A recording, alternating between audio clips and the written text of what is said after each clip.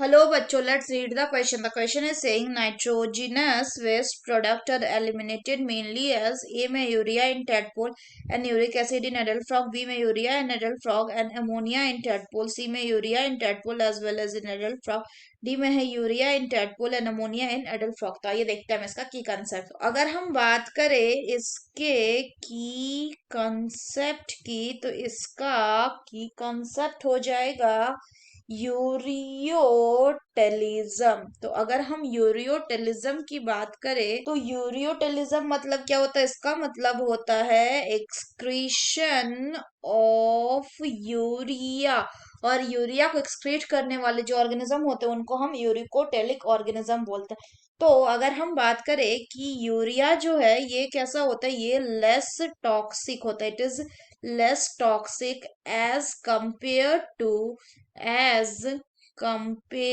To ammonia. ये ammonia से कम टॉक्सिक होता है और इसीलिए ये कैसा होता है, ये लेस सॉल्यूबल भी होता है. किसमें? It is less soluble in water. इसका मतलब इसको कम वाटर लगता है इसके रिमूवल के लिए. तो अगर हम बात करें कि कौन से ऑर्गेनिज्म में फिर यूरिया ये जैसे कि कुछ एम्फीबियंस लाइक फ्रॉग्स एंड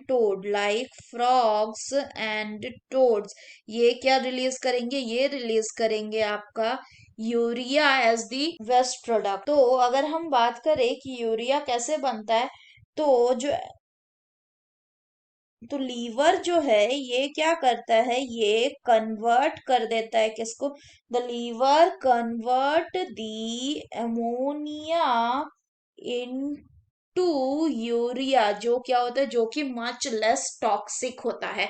और ये किसके थ्रू होता है? ये होता है by the process of urea cycle. तो अगर हम बात करें क्वेश्चन की तो क्वेश्चन में बोल रहा है nitrogenous waste product are eliminated mainly as, पहले बोल रहा है urea in tadpole and uric acid in adult frog. तो ये गलत है क्योंकि जो टेडपोल होता है ये कैसा होता है, ये एक्वेटिक होता है, जबकि जो एडल्ट फ्रॉग है ये कैसा, ये टेरेस्ट्रियल भी है और ये सेमी एक्वेटिक है.